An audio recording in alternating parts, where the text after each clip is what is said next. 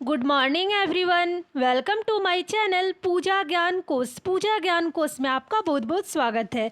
मेरा यह वीडियो कक्षा बीए प्रथम वर्ष के राजनीति विज्ञान विषय के पाठ्यक्रम पर आधारित है। मेरा विषय है भारतीय राजनीतिक चिंतन और मेरा प्रकरण है भारतीय राजनीतिक चिंतन के स्रोत। अगर आप मेरे चैनल पे नए हैं तो प्लीज़ मेरे चैनल को ज़रूर से ज़रूर सब्सक्राइब कर ले। भारतीय राजनीतिक चिंतन के स्रोत को दो भागों में बांटा गया है। पहला भाग है प्राचीन भारतीय राजनीतिक चिंतन के स्रोत और दूसरा भाग है आधुनिक भारतीय राजनीतिक चिंतन के स्रोत। सबसे पहला भाग जानते हैं जो है प्राचीन भारतीय राजनीतिक चिंतन के स्रोत। पाश्चात्य विद्वानों का मानना था कि प्राचीन काल में भारतीयों की दृष्टि केवल धर्मशास्त्र और आध्यात्मवाद पर केंद्रित थी और भारत में राजनीतिक चिंतन का अभाव था। इस भ्रम को फैलाने में सबसे ज़्यादा जिम्मेदार अंग्रेज औपनिवेशिक शासक थे, लेकिन उनका ये मानना बिल्कुल गलत था क्योंकि प्लेटो और अरस्तु से भी बहुत पहले भारत में राजनीति शास्त्र पर बहुत कुछ लिखा जा चुका था। भारतीय राजनीतिक दर्शन का इतिहास उतना ही पुराना है जितना यहाँ की सभ्यता, संस्कृति और धर्म है। अरस्तु के समकालीन कौटिल्य, जिसे व्यवहारिक राजनीति का पिता कहा जाता है, वे थे अरस्तु के समकालीन ही थे कौटिल्य। उनका विचार इस बात का साक्षी है कि ज्ञान विज्ञान के क्षेत्र में भारत कभी भी पीछे नहीं था। प्राचीन भारतीय राजनीतिक चिंतन के पहला स्रोत है वेद। वेद को प्राचीन काल की सभी विद्याओं एवं कलाओं का मूल माना जाता है।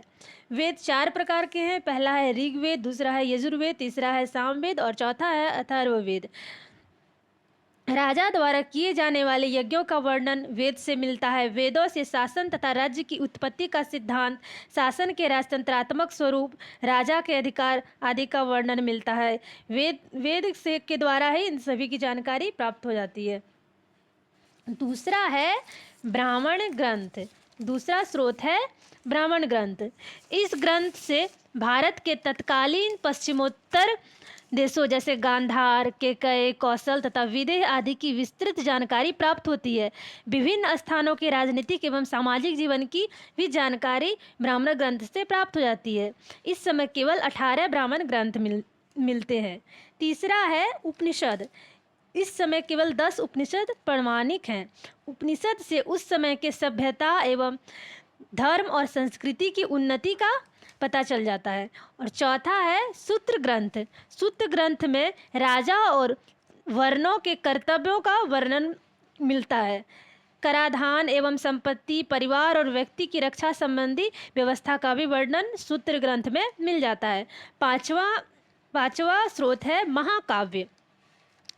रामायण और महाभारत भारत के 2 महान महाकाव्य हैं। रामायण भारत की नहीं बल्कि विश्व का महानतम महाकाव्य है। रामायण में भारत के सामाजिक, धार्मिक, आध्यात्मिक और आदर्श रूप राजनीतिक जीवन का वास्तविक चित्रण किया गया है। महाभारत, वेद व्यास जी द्वारा रचित महाभारत विश्व के असाधारण ग्रंथों में से एक है। महाभारत में धार्मिक, सामाजिक, सांस्कृतिक और राजनीतिक समस्या का सजीव चित्रण प्रस्तुत होता है। महाभारत विश्व का सबसे बड़ा महाकाव्य है। और छठा स्रोत है बौद्ध साहित्य। बौद्ध साहित्य के ग्रंथों में त्रिपिटक अधिक महत्वपूर्ण है। महात्मा बुद्ध के वचन को त्रिपिटक 3 पिटारियों में संकलित किया गया है। त्रिपिटक से बौद्ध संघों के संगठन का विस्तृत विवरण मिलता है। और 7वां स्रोत है जैन साहित्य। जैन साहित्य में महावीर के शिष्यों की रचना तथा बाद में लिखे गए ग्रंथ का विवरण मिलता है। जैन साहित्य का धर्म का विस्तृत विवरण जैन साहित्य में मिल जाता है। जैन धर्म का वर्णन जैन साहित्य से प्राप्त हो जाता है। और 8वां स्रोत है अर्थशास्त्र। कौटिल्य द्वारा लिखित अर्थशास्त्र राजनीति एवं शासन कला की महान रचना है। राजनीति एवं शासन कला की महान रचना है अर्थशास्त्र। अब दूसरे जो है भारतीय राजनीतिक चिंतन के दूसरा स्रोत है आधुनिक भारतीय राजनीतिक चिंतन के स्रोत, उसे जानते हैं। आधुनिक भारतीय राजनीतिक चिंतन के स्रोत राजनीतिक चिंतकों के स्रोतों से प्राप्त होती है। राजनीतिक स्वामी दयानंद सरस्वती, विवेकानंद, गोपाल कृष्ण गोखले, लोकमान बाल गंगाधर तिलक, महात्मा गांधी, अरविंद घोष, मानवेंद्र नाथ राव, डॉक्टर भीमराव अंबेडकर, डॉक्टर राम मनोहर लोहिया, आचार्य नरेंद्र देव, जयप्रकाश नारायण, इन सभी के विचारधारा से ही आधुनिक भारतीय राजनीतिक चिंतन के स्रोतों की प्राप्ति हो जाती है। Thank you. वीडियो को लाइक, चैनल को सब्सक्राइब जरूर से जरूर करें और शेयर करना कभी ना भूलें।